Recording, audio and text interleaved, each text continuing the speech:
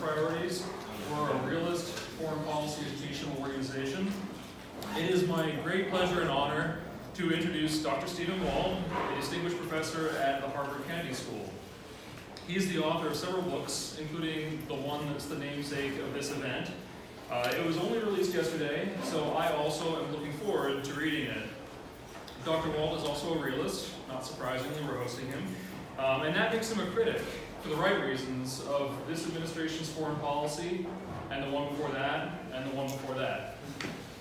Although some aspects of the Trump foreign policy appeal to realists, Dr. Walt hasn't, at least not fully, embraced this administration. One example of his cautious optimism is a recent piece of foreign affairs titled "Planning for the Post-Trump Wreckage." Okay, it's too early. What, may you ask, is a realist? Well, he'll say it better, but I'll try anyway, since that's our approach too. In essence, a realist recognizes that competition between states is the defining character of the world. States defend against threats, usually other countries, by teaming up with other countries, allies, and by spending more on security. We do lots of both of those things in the United States. And if you look at the last page of your packet, that gives you a sense of that. It has a list of all of our treaty allies and what they spend, and as a percentage of GDP, and how that compares with us. So we have a lot of allies, most of them from the Cold War. Actually, that sheet doesn't include our major non-NATO allies, which we don't have formal treaties with for the most part, but some we do. But anyway, the world's changed, and our approach needs to change too. That's what Dr. Walt is here to discuss, and he looks forward to answering your questions after remarks. Finally, we are recording the event, but we'll turn off the camera for Q&A. Dr. Walt, the floor is yours.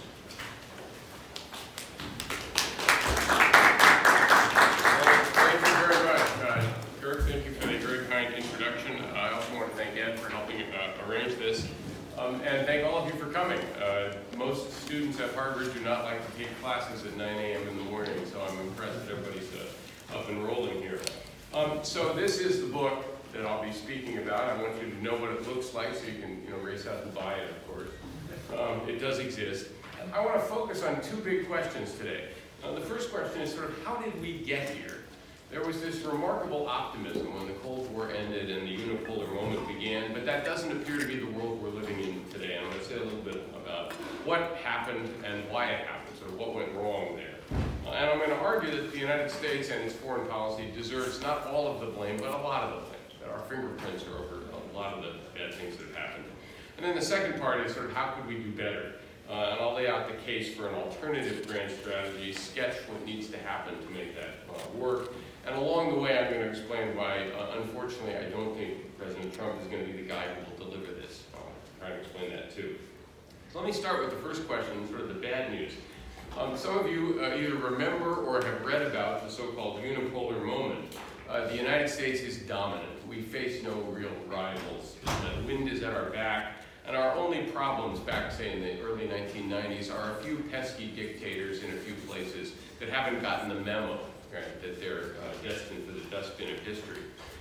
Again, this is what it was like. The United States was on good terms with all of the major powers, and we had actually a surprisingly good relationship with Russia and China, if you compare it to today. Democracy is spreading worldwide in a variety of different places. Iraq had been disarmed after the first Gulf War. Iran had no enrichment capacity at all. We thought we had capped North Korea's nuclear program as well with the 1994 agreed framework. Globalization is spreading rapidly under American auspices with the formation of the World Trade Organization, the opening of financial markets in a variety of places. NATO is expanding eastward, so is the European Union. The EU is creating the euro, great optimism there. We have the Oslo Accords, bringing hope of an actual lasting peace in the Middle East between Israel and the Palestinians. The American military seems unstoppable, and the American economy is actually doing pretty well. Now think of the world of 2018. China's power and ambitions have grown steadily for a quarter century, much more assertive international actor. Russia has seized Crimea, interfered in several other states, Relations with Moscow are now worse than at any time since the end of the Cold War. And of course, as you would expect, Russia and China are increasingly aligned against the United States. Democracy is now in retreat. According to Freedom House, 2017 marked the 12th consecutive year of a decline in global freedom. And in fact, the Economist Intelligence Unit last year downgraded the United States of America from a full to a flawed democracy in its democracy rankings. Since 1993, North Korea, India, and Pakistan have all tested nuclear weapons, and Iran is now essentially a latent nuclear power with all the technology it needs to get nuclear weapons if it ever wants to. Repeated American attempts to broker an Israeli-Palestinian peace were all humiliating failures, and the two-state solution that was the objective of the Clinton, Bush, and Obama administrations is now farther away than ever. Of course, the United States was attacked on September 11th. We responded by invading first Afghanistan and then Iraq. Both these wars turned into costly disasters that weakened America's overall position. And of course, the American military no longer seems quite as unstoppable as it once did. In fact, much of the Middle East is now in flames, and American interference helped create failed states in Libya and Yemen and Syria. So back in 2016, when Donald Trump ran for president, he called U.S. foreign policy a complete and total disaster. And he accused the foreign policy elite in this country of being out of touch and unaccountable. And I think a lot of Americans nodded their heads in agreement when they heard things like that. And Hillary Clinton, former Secretary of State, could not respond with a long list of major foreign policy accomplishments because there just weren't any. So the taproot, so the question is, what went wrong? How did we go from the extraordinary optimism of the 1990s to the situation we're facing today? And I argue a big part of it was actually the grand strategy we followed, which some of us have called one of liberal hegemony. When I say liberal, I don't mean liberal as in left wing, I mean liberal as in trying to advance classical liberal values, democracy, human rights, rule of law, free markets, things like that. And when I say hegemony, it's that this has to be done, spreading these values has to be done under American leadership. We should be running this operation. So it sees America as the indispensable nation, to use Madeleine Albright's phrase, that is uniquely qualified to spread democracy, markets, and other things, good things around the world. When you think about it, this is a highly revisionist grand strategy. Instead of defending American territory, upholding the balance of power in some key areas, liberal hegemony seeks to change the status quo in many parts of the world, peacefully if possible, but if necessary by force, and essentially remake the world in America's image. The problem here is, much as I like those ideals, and much as I'm glad that I live in a country that is essentially a liberal society, liberal hegemony is fundamentally flawed as a foreign policy strategy. First of all, it inflates our defense requirements. By 2016, the United States was committed to defending more states than at any time in the nation's history, including some states that were weak, vulnerable, very hard to defend, and not democratic. It also allows our allies to free ride, in some cases to act recklessly because they are confident that Uncle Sam is going to bail them out if they get into trouble. By definition, trying to spread liberal values inevitably threatens non-democratic states, and some of them found lots of ways to interfere or thwart those particular objectives. And finally, this strategy assumes that we actually know how to create effective democracies in the wake of regime change. But of course, toppling foreign governments has led to failed states and costly occupations instead. And again, when you sort of think back of it, the belief that the United States could do this kind of radical social engineering in places like Iraq or Libya or Afghanistan or Somalia or Yemen was, I think, almost delusional. Right? We have enough trouble running politics, say, in the state of Illinois. No offense to anybody who's from Illinois, where I used to live, but the idea that we could manage the local politics in countries that we didn't understand very well really was delusional. Finally, globalization did produce benefits for many people, especially in Asia and for people in the 1% here in the United States, but not so much for the lower and middle classes in Europe and in the United States. So globalization didn't quite deliver as promised. Bottom line here is that liberal hegemony has been a failure. We've been trying it for a quarter century and it hasn't worked. So why did we do this? Why did we embark on this crusade? Well, part of the reason was the extraordinary position the United States found itself in as the unipolar power. But in a sense, that's still a puzzle. We were already in remarkably good shape in the 1990s. So this ambitious effort wasn't really necessary for the United States to be wealthy, prosperous, and secure. But it still raises the question, why do we embark on this enterprise? One other reason, I think, is that Americans tend to see those values, those liberal values, as of universal validity. They really should apply everywhere in the world, and it's hard for us to resist the temptation to try to bring them to others. But the most immediate reason was that there was a powerful consensus within the American foreign policy elite behind this strategy, Republicans and Democrats alike, a consensus not shared with the same enthusiasm by the general public. So when I say foreign policy elite, who do I mean? I mean Americans who actively engage on a regular basis with international affairs. To a large extent, I'm talking about the blob, but not just the blob. What do I mean? I mean the formal institutions of government, President, National Security Council, Departments of State and Defense, Treasury, those of you who work on international affairs issues here on the Hill. Membership organizations like the Council on Foreign Relations, for example. Think tanks like Brookings, Carnegie, the American Enterprise Institute, and many, many more. Special interest groups and lobbies who are engaged on some foreign policy cause, whether it's human rights or arms control or regional politics or whatever. There's dozens of them too, as I'm sure you're all well aware. I would also add those parts of the media that deal with foreign affairs. So columnists who write on foreign affairs are part of this large community as well. And of course, academics like me who work on international affairs and occasionally engage with the public as well. That's what I mean by the foreign policy community. Several features of this mostly elite community deserve some attention. First, there are no formal requirements for membership. You don't have to pass the bar exam. You don't have to get a medical certificate. You don't even have to have a graduate degree.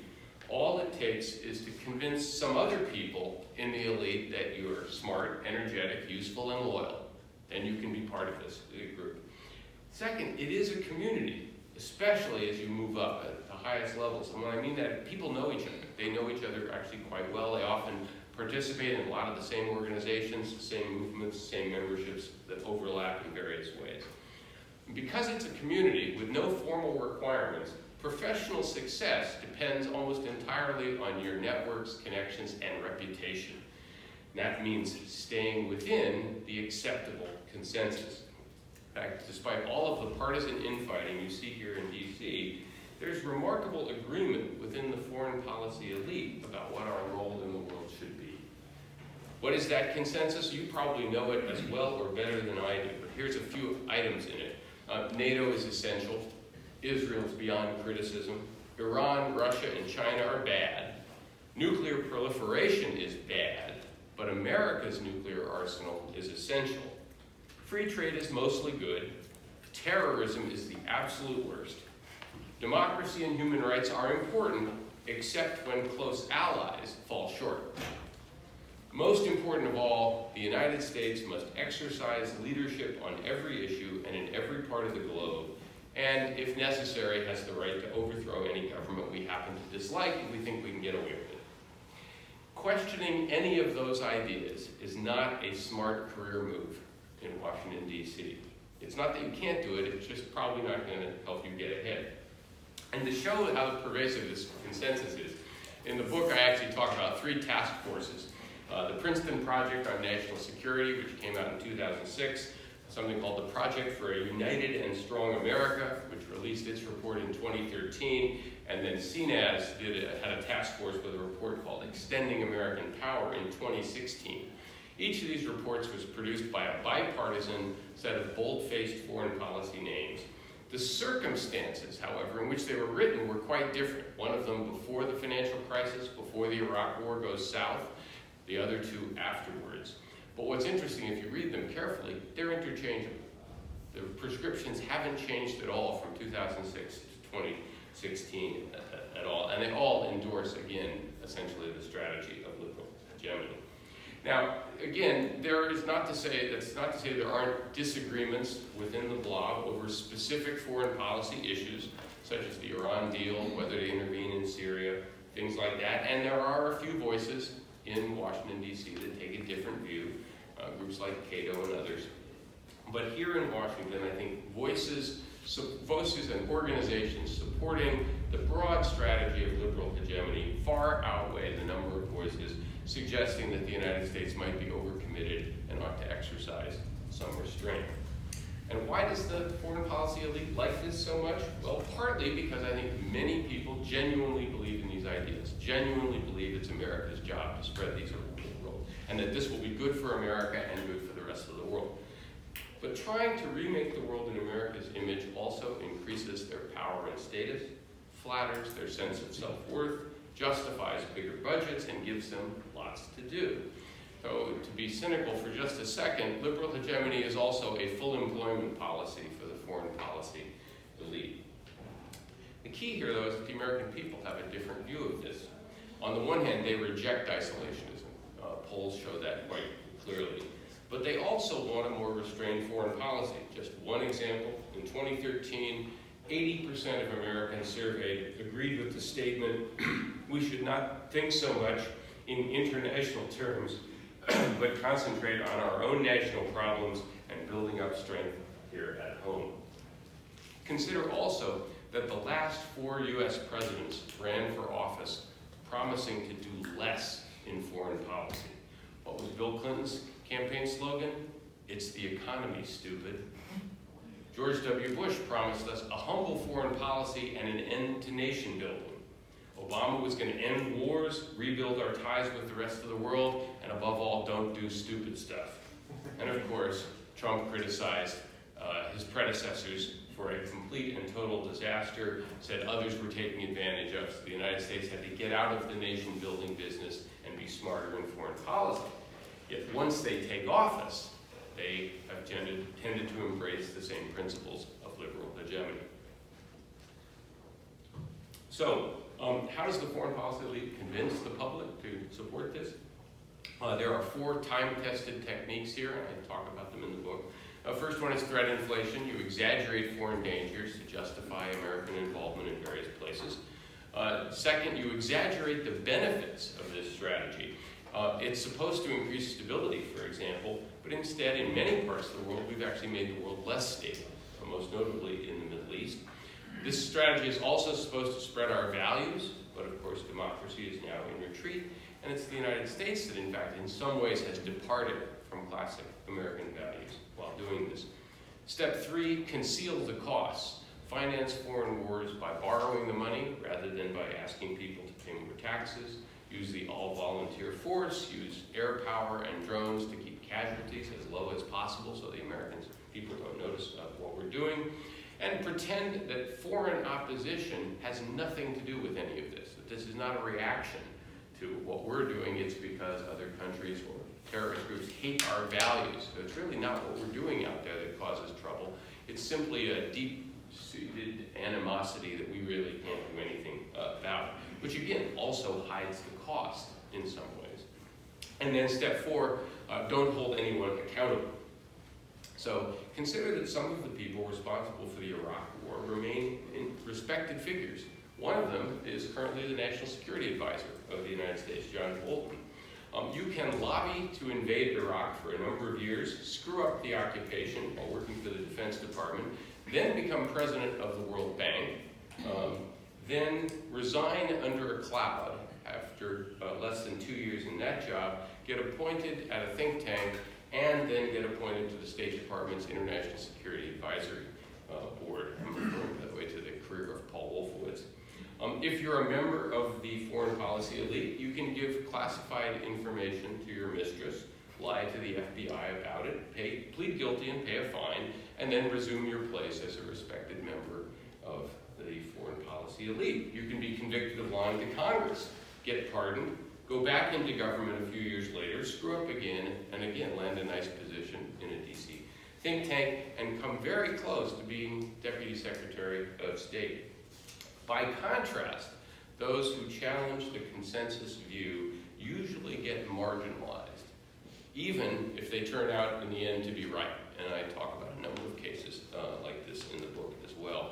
So what I'm suggesting is the foreign policy world in Washington is in some ways a self-protecting community. Despite all of the elbowing and infighting you see, it's very forgiving of people who are established members.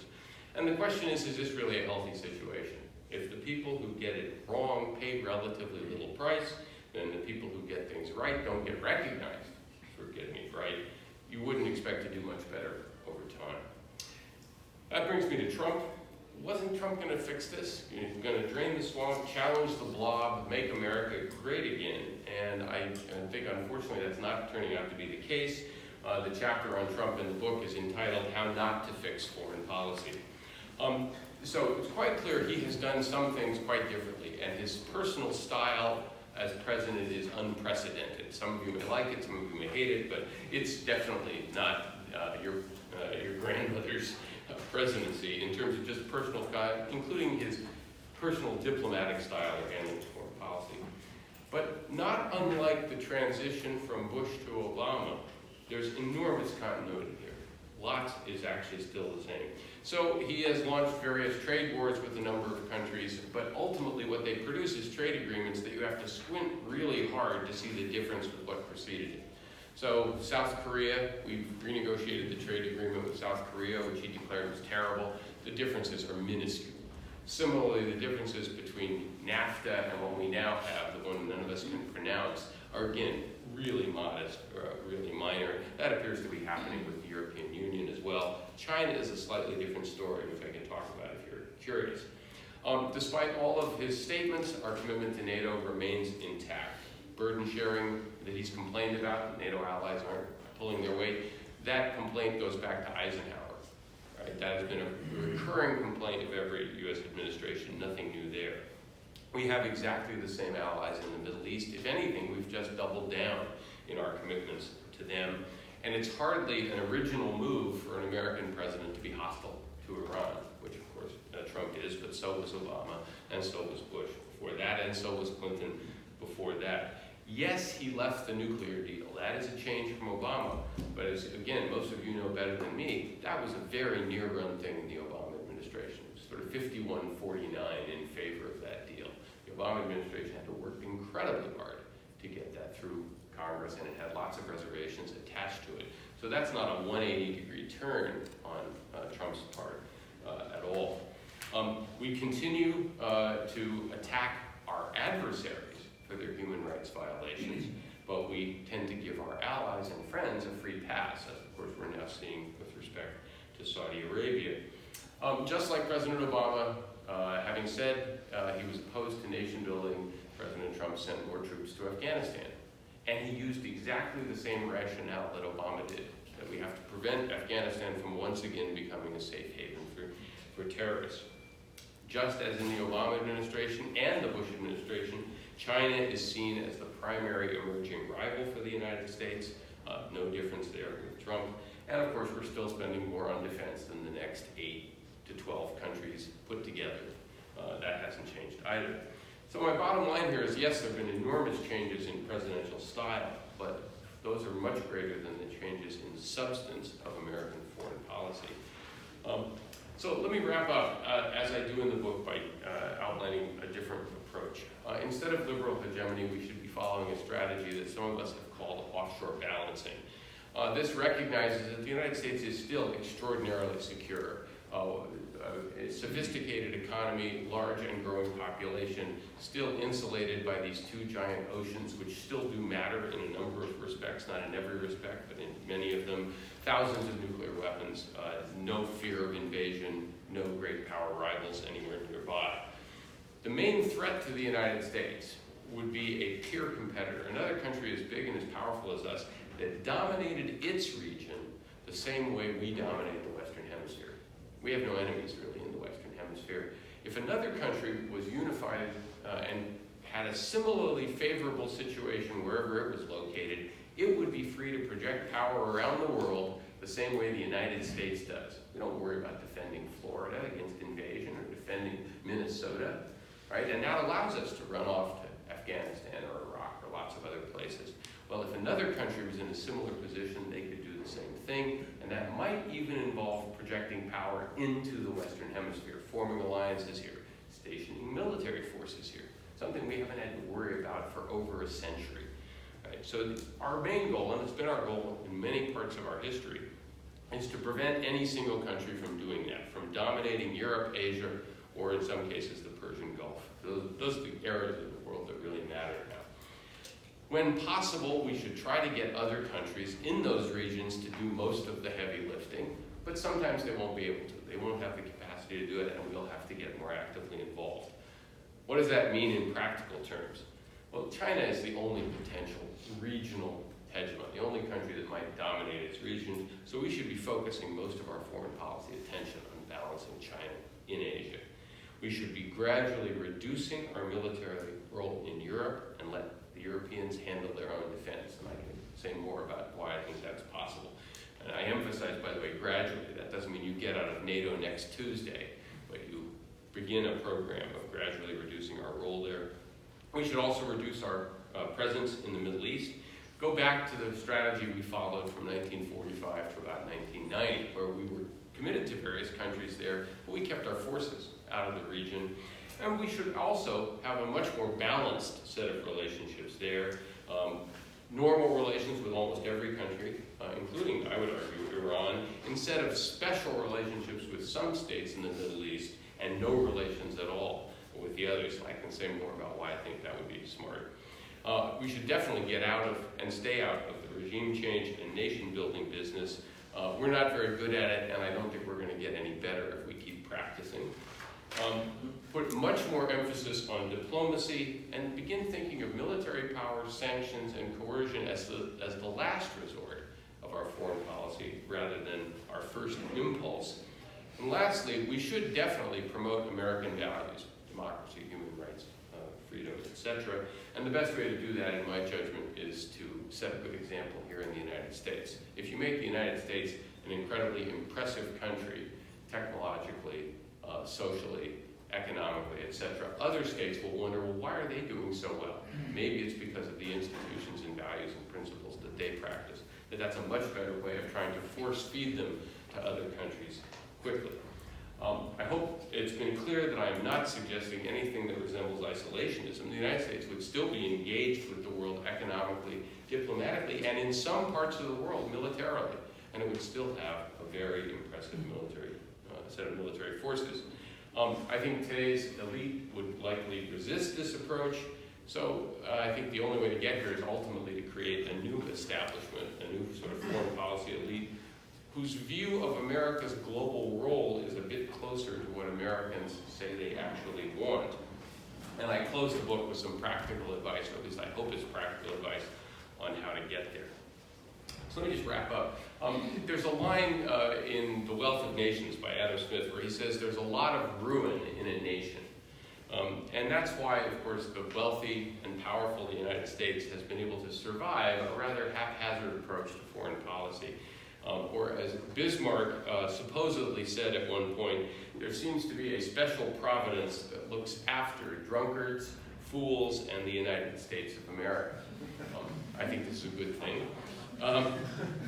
In a sense, the real danger that we face is not a powerful array of clever foreign adversaries who are going to snatch our security, prosperity, and way of life away from us while we're not paying attention. On the contrary, I think the problems that we are facing abroad, especially recently, are mostly of our own making, mostly things we created. As the political cartoonist Walt Kelly said many years ago, we have met the enemy and he is us. So, in a sense, I think we stand at something of a crossroads. Down one road lies more of the same, with the same sort of results we've gotten over the past quarter century. But down another road lies a more realistic strategy that served the country quite well in the past. It's not, in my view, the foreign policy that President Trump is likely to deliver, but it is the foreign policy that most Americans say that they want. The question is simply, how long is it going to take before they get it?